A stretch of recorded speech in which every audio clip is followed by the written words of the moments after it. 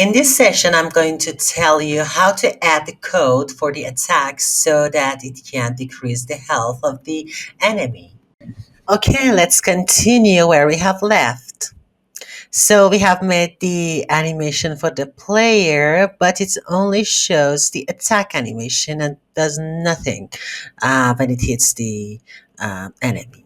So I have made a dummy, a practice dummy, because right now we don't have, the enemy health to show that, for example, how much that it decreases the health. So for now, we use this temporarily, and I just want to show you that how this player can decrease the health amounts of the enemy.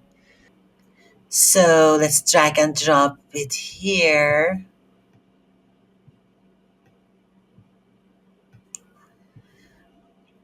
It must have a collider so when the player can interact with that. So I give it a box collider and I make it to, this size. And that's enough for this. Because later we're going to delete that and put the real enemies. And so I think that is enough for this. Just add a picture. If you don't have this, you can just add to the just the sprite and give it a box collider. That's fine. But as I wanted to make it visually appealing, I just make this. So now I want that I give it a code, script, and I make a folder for enemy, and every code related to enemy goes there. And I call it enemy health. I want to give a very simple code for the enemy right now. Later, as we have real enemies here, I will complete the code. But for now, that's fine. I just give it a function. So here I say, for example, I can make it serialized. Private int health. Say, yes, health is, for example, 100. And I make a function I want to make it public because I want that my player code have access to this. So I say public void take damage. I cannot see anything. Take damage. For example, I say int dmg, and I say health minus equal dmg. So I don't think that I need them, but let us. Okay, if I need them, I just add them. So this practice dummy has 100 health, and when it takes damage, for example, 5 damage, then that will say, okay, 100 minus 5, which is 95. Then my health will become 95. And I don't want to show it in the console. I want to show it in the text box here. So let me go to the canvas and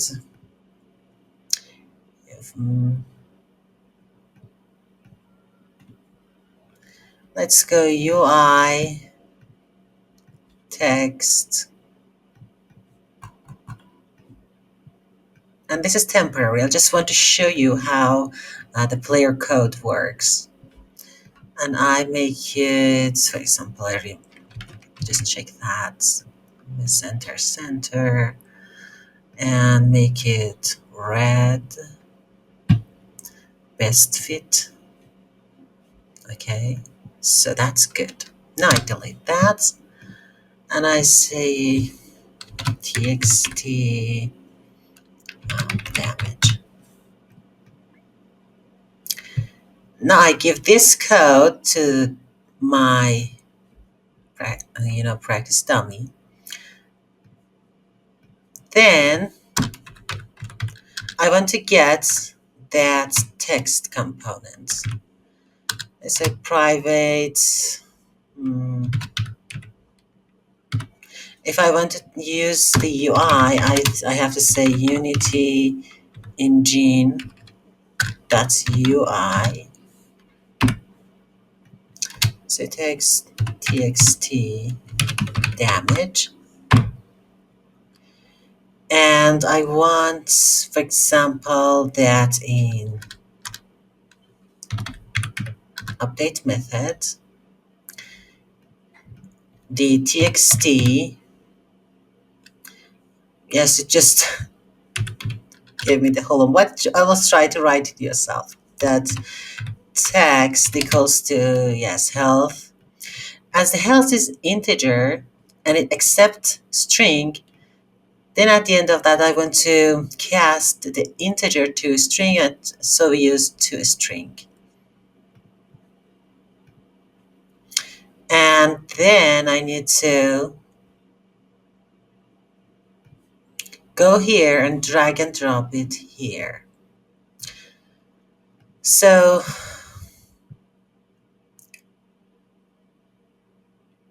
you see this is 100 because we didn't do anything. Then I go to the script. Where was the player attack? It was there, which is not a good place. So just drag and drop it here. So that is here. So that is the same code that we previously added the animation.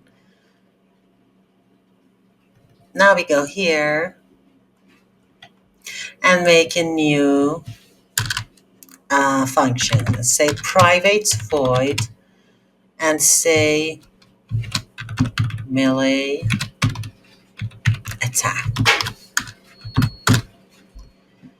So what I have to do when, for example, I raise the sword and hit this one, what should happen?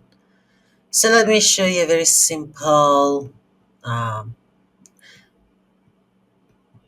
graph here. So that is your player which has this sword. Okay. In the code, I want to set, because the code itself, the unit itself doesn't know, okay, that this sword is dangerous and it can hit the people. No, to unity it's just a sprite. I have to give meaning to that. Okay, so I tell, okay, this sword should be, for example, be dangerous. So how? By code. I say that, okay, I give a point, for example, something like this. There is a point that is just on that, for example, another game object. And I say, okay, from this point, I want to have an attack range. For example, for this big,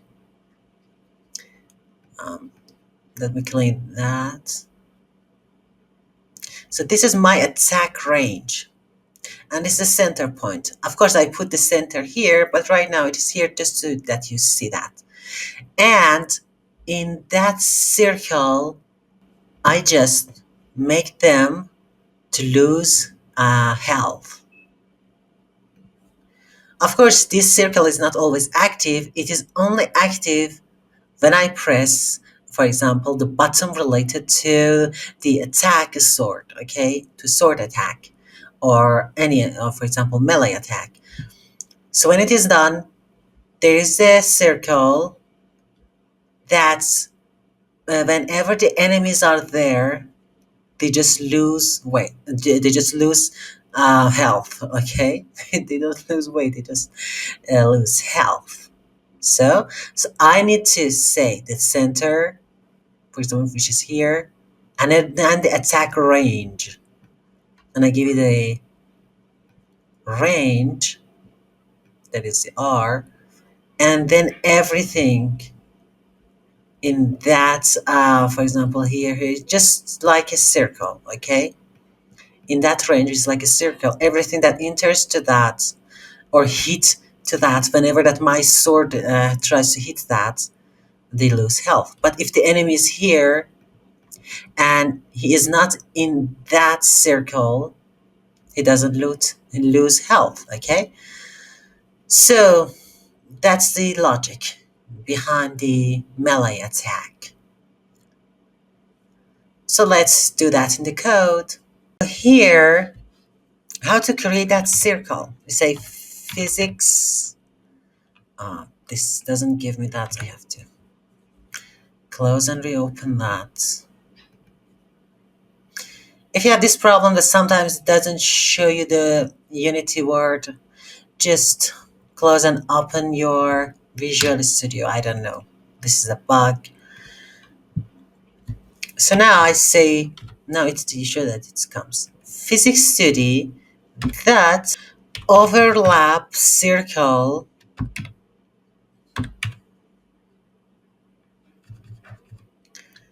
all, okay?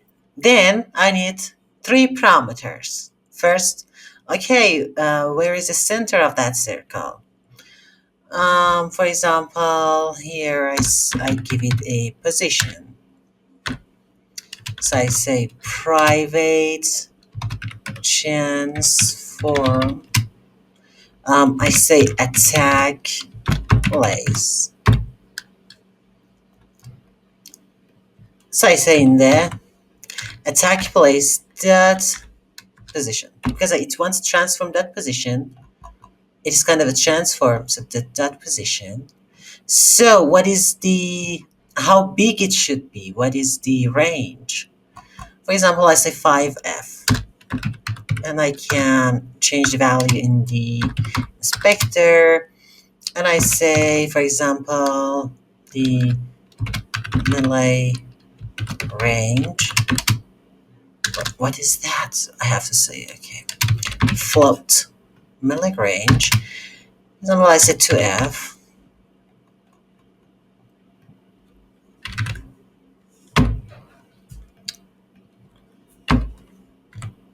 Melee range. If I don't say any, for example, if anything comes to me, even my friends, if they have that function, then all of them will lose health. So I should say that you hit who that should lose health. For example, you might have your friends, the others. You say, no, I just want that enemies lose their health. So we have to make a layer and put all the enemies into that layer. So let me add a layer and call it enemy. And remember that to make it enemy, so only the enemy layer should lose health. And here I have to say layer mask enemy layer.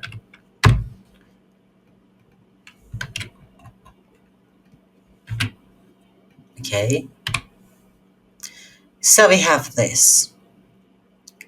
So when we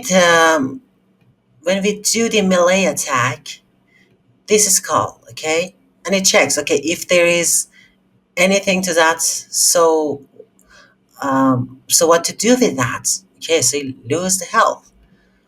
And as it is circle all, it means that if there are more than one enemy, for example, if there are four enemies, they all lose health. Okay? So now, as it is kind of a collider 2D, and I say enemies. This is an array because there are more than one enemy because we said this. Then we want to say each of them. Then we use the for each loop. Um, let me tell you again. It's usually var item in that array. So the type is, you can say var, or you can also say that, and give any name, for example, enemy in, but you have to exactly give the name. So for each of them, what should I do? We say, for example, enemy dot. So I want to have access to that code. Okay, so let's say enemy get components. What was the name? Enemy health. Enemy health. Now I have access to the enemy health. Okay. Now I want this. I remember that it should be it must be public. Otherwise, I cannot have this. And I say dot. What was the name? Take damage. And how much damage? As you see here, there's a parameter. So I say, for example, int damage, and I pass that parameter to here. Okay. And it's always a good practice that you try to, for some enemies, you might forget to give them this code. So it's better that you check for null. This component, yes, this component is not null. Then do that. As it is one line, we don't need this. But for the clarity, I just use that. But you don't really need these two because we only have one line of code. Okay. So this is the code. And how to see that in action. For that, if you want that to visually see that, then we try to use another function. Because, for example, I go to player, I have this code, I don't have the attack place and melee ranges too, but so what the hell does that mean? So let me quickly add an empty game object and call it attack or melee point. So that is a point. I give it this color so you can see that, and then I drag and drop this. I say, okay, the center of the attack should be here. And then a circle would be created with that range. And the attack point is here. So, and which layer? The enemy layer. You don't understand this well unless that I draw the gizmos so you can see that visually. I say private void undraw gizmo selected. I say gizmos dot draw wire sphere. Where is that? Wire sphere. Then I give the attack point position and melee rate. So I said, okay, that is a center, and also on the range, try to make a sphere so I can visually see that. It does nothing in your game, it just make a sphere that only you as a developer see that. So you see that? You should go on the code, on the game object that has the code, and you see that this is the sphere I'm talking about. So when you perform the melee attack, if an enemy is inside that circle, then they are hurt. If you increase the range, more enemies are included. But it has to be something that is the size of your sword. So I think 2 is good. And go to your animation.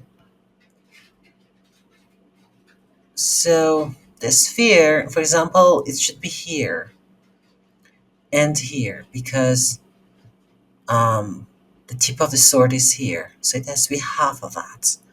Try your other animations as well. So, oh, this is bigger.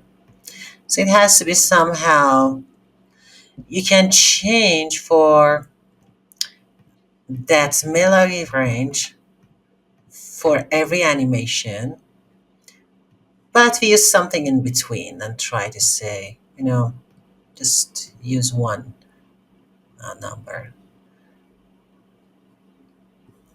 So I try to um, decrease the number. You can change the position. Can you give it to for example, to the sword? Of course. Where is the sword?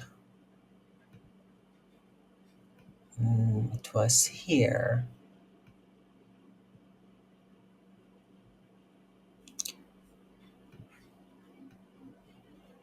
So when you're,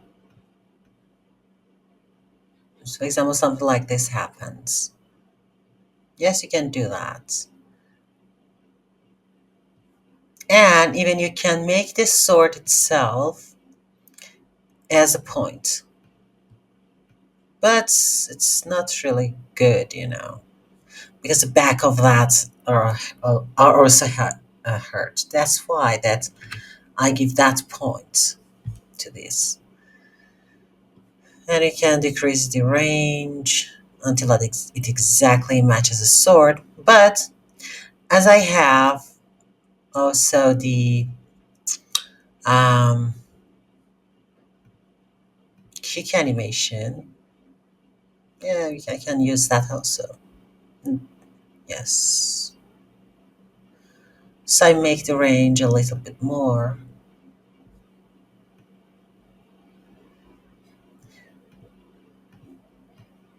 Okay, this for that, and this for this.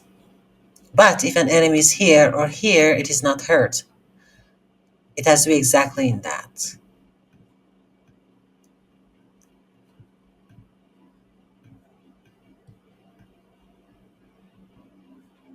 Okay, I think that's good. So everything is set up. Now let's try to test it.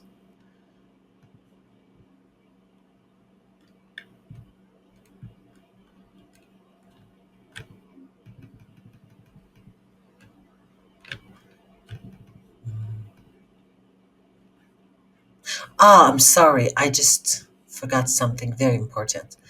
So this code is not called anywhere. Not in the update, not in the pressing button. It has to be called somewhere. So, for example, I call it here uh, melee attack.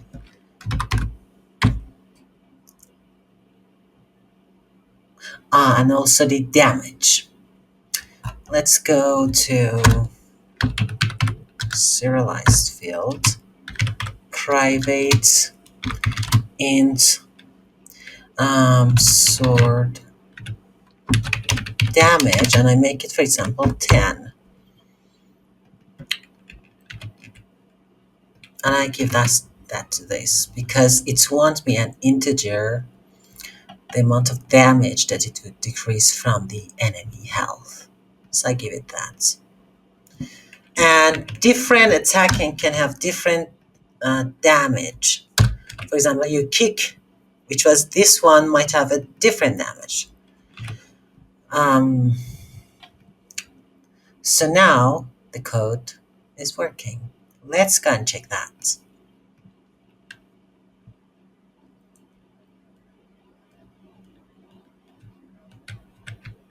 It is not active, though this dummy is inside that circle, but I have to press a button. Okay, you see?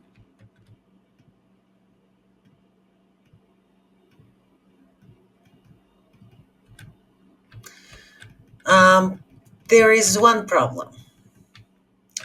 As soon as I press the button, though the sword is not still in the air, let me show you here. For example, I go to animation, I press the button, the player sword is still here, but it decreases the damage. We have to give it a weight. That, for example, if it gets to this moment, then it decreases the health. Not, for example, from here, just from this moment. So it kind of have a second, right? Yes. So 0 0.1 seconds delay. How about them? As the animation here is really fast, so if you don't give the delay, then there is not any problem. But if your attacking is slower, then you have to keep in mind that you have to add the delay. So it has to have some kind of delay, and to make delay in code, we can use invoke. But you know, it has a parameter inside this. If it was only melee attack, then we could use invoke. But as it has a parameter, then we cannot use that. We should use quarantine. So I say private I enumerator delay melee, and I say uh, yield return new wait 4 seconds. Yes, the correct number is this, but I make it a little bit exaggerated to show you really what happens. Then I will change that. So I say, okay, just wait for it for 1 second, and then perform the melee attack, which requires this. So I also tell it here and pass this, and then here I don't use them. Instead, I say start quarantine. I just want to call this function here. And then I say delay damage, delay melee, and this sort damage.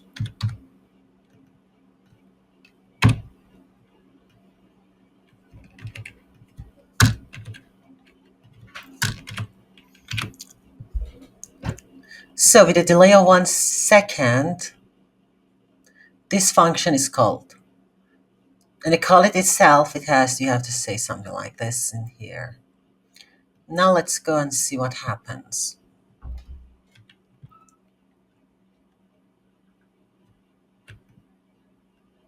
So after 1 second, it loses the health. But 1 second is too much, and we only need this. So I just change it here. And I can even make, for example, a variable for that and bring it here to change it. But I think it's fine.